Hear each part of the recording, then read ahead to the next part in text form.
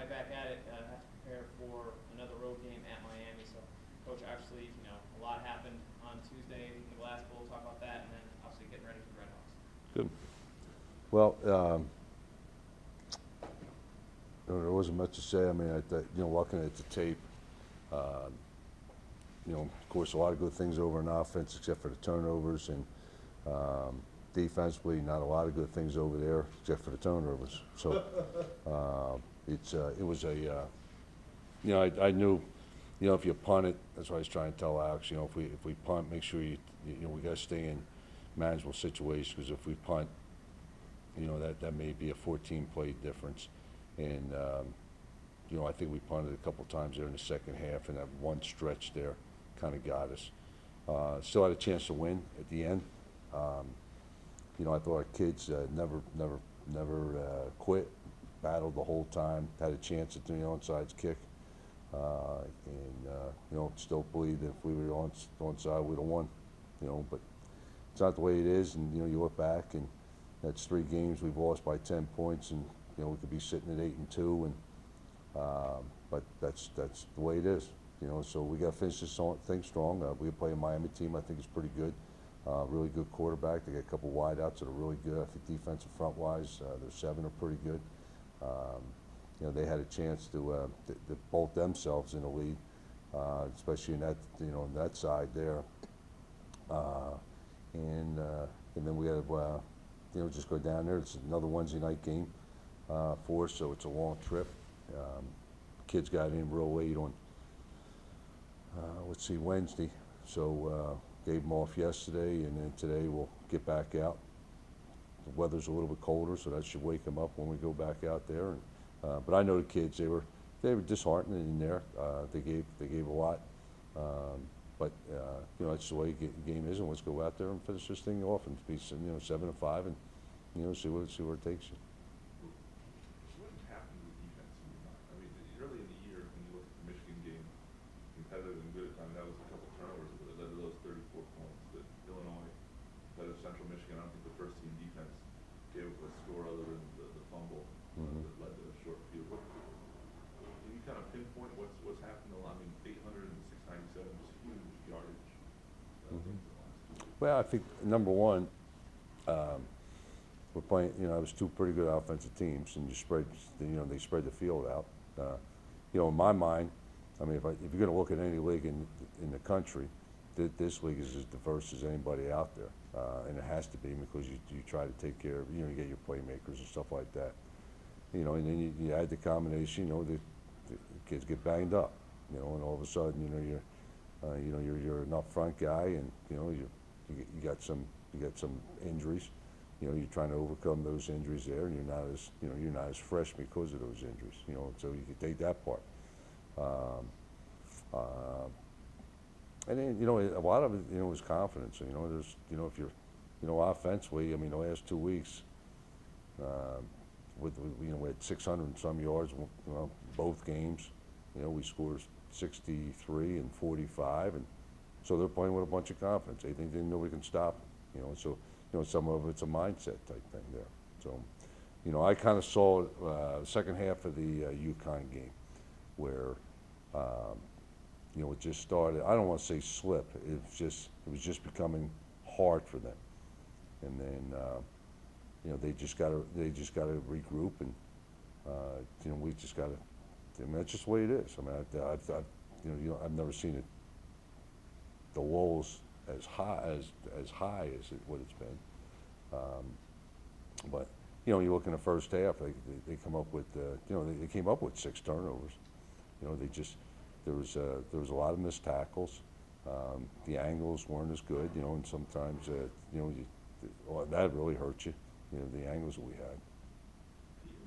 I remember even in 09, it was a young group that seemed to lose confidence.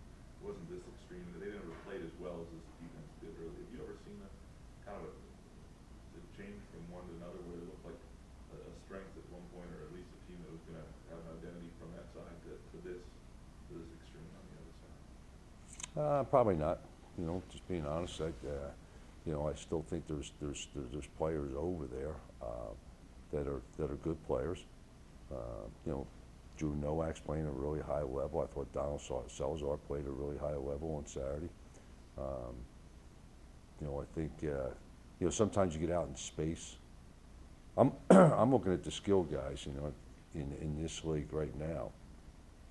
And Thomas, I mean, he might be the best back we played all year, including everybody. You know, I'm looking at the, you know, the wideouts.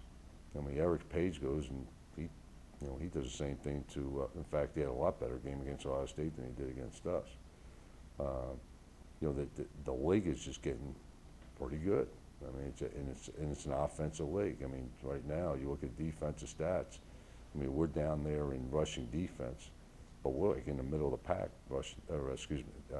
passing defense. You know, we're one of the I think we're number one in red zone defense. You know, so you look at some of the eye-popping numbers that you're seeing out there.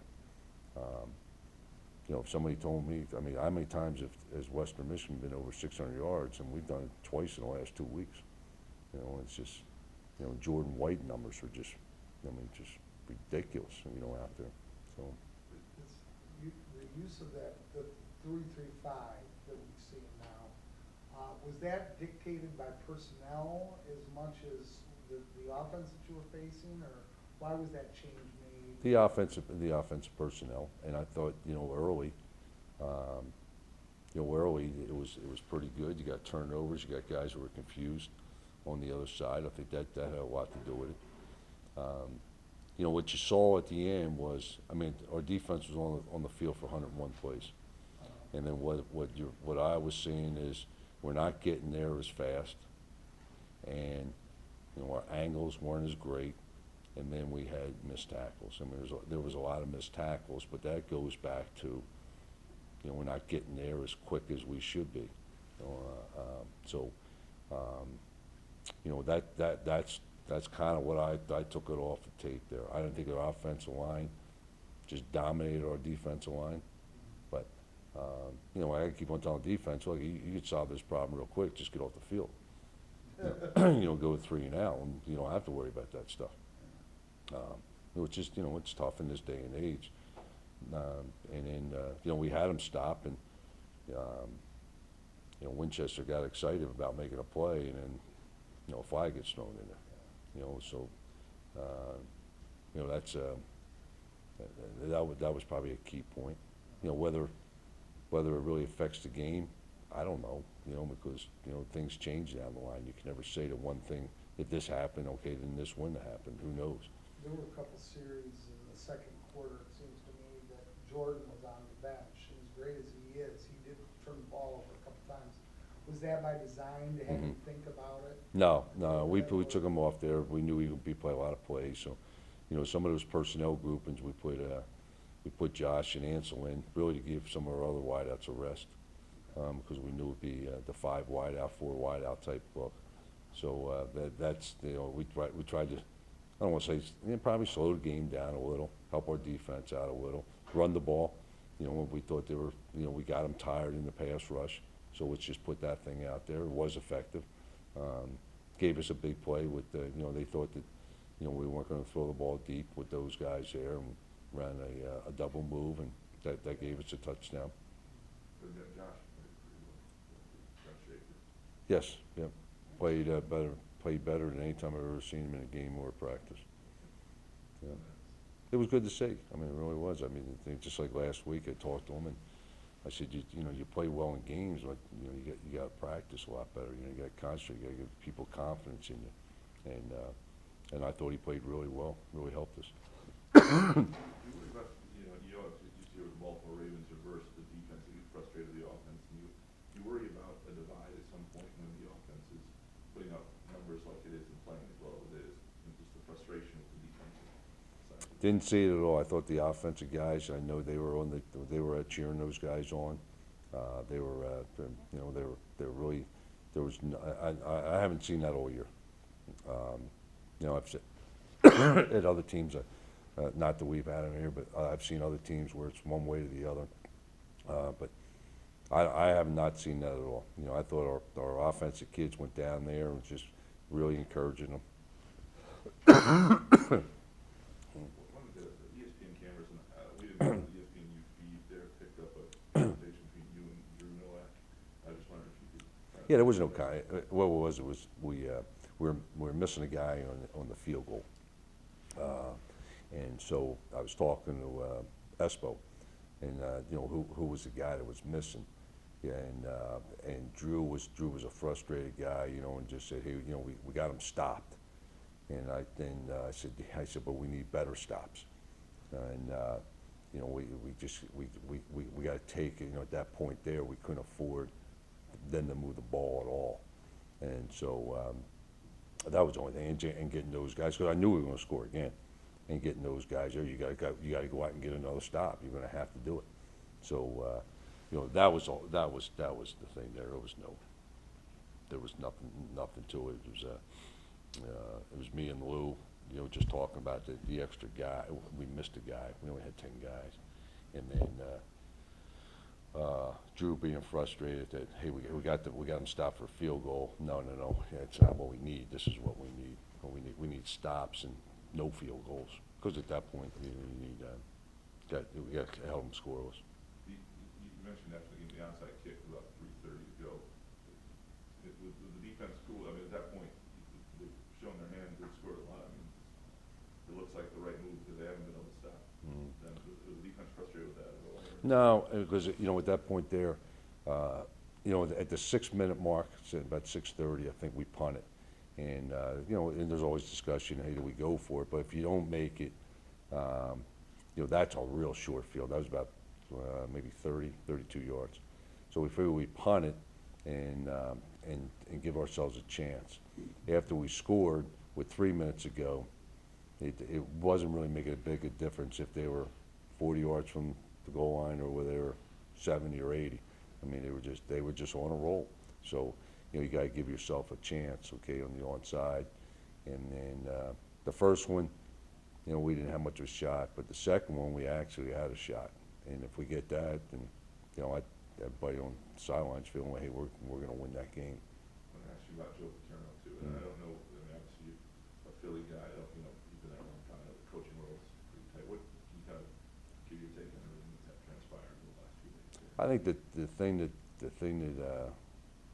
you know, the thing I was thinking about the other day, I mean, there's been some unbelievable coaches that have done such a world good. You know, I look back at Woody Hayes, you know, and how he went out, you know, and I see Joe, how he went out. Two people that really have done that just love the university, you know, with all the money that Joe's given, with all the money that Woody gave, and all the things that they stood for those institutions, and it's just really unfortunate. I'm not saying it's not justified by any stretch, but those two guys were really loyal to their university, and again, I just feel bad. I mean, I'm not being a judge or the jury on that thing there, but to see Joe and his wife come out of the house, you know, with everybody rallying around it. And I've been around it. Lou Saban was another one. I mean, I was there, and you know, somebody feels like they got to make a change, and I don't think anybody, unless you sit in those meetings or you sit in those whatever's happened, they got a lot more information than anybody else has. The thing bothers me is the commentators; they don't know anything more than what we know, and you know, they just, you know, let the powers to be and let them handle it. But knowing Joe, I mean, he's still going to be loyal to that university. He's still going to go out and he'll do everything he can, okay, to have those guys get back and rise again, you know. But do I feel bad? Yeah. Throughout your travels as a coach, how well do you know him? How much do you? Just very little. I know a lot of guys who work for him, love him, absolutely adore him. You know, very rarely you'll hear players ever say anything negative to him. I mean, Matt Millen might have had the most confrontations of anybody ever played there. It was a big art, you know, Sports Illustrated back way back. But Joe does, to me, Joe was an honest guy that got caught in a bad situation, and in the time frame you were going back there, Joe thought he was doing the right thing. you know, we all look back, and I mean, he even said in hindsight, I wish I would've done something different. Well, you know, the public figures, they don't have that luxury. You gotta be, you know, there's a lot that goes in, you know, everywhere. And it's just, you know, Galen Hall is a great friend of mine, he's on the staff. You know, I haven't talked to him at all, but there's a lot of families being affected. I mean, there's probably about 15 to 20 support people that absolutely love that place, and that now they gotta move on. That's what people don't see. He'll get paid, and he'll, you know, but they don't understand all the other people, because I've been those other people. You know, when Coach Smith and you know, when he got let go of Missouri, you know, Coach Smith, okay, yeah, we will honor your contract and stuff like that. The rest of you guys, okay, hit the bricks, okay, take your family with you and get out of town. You know,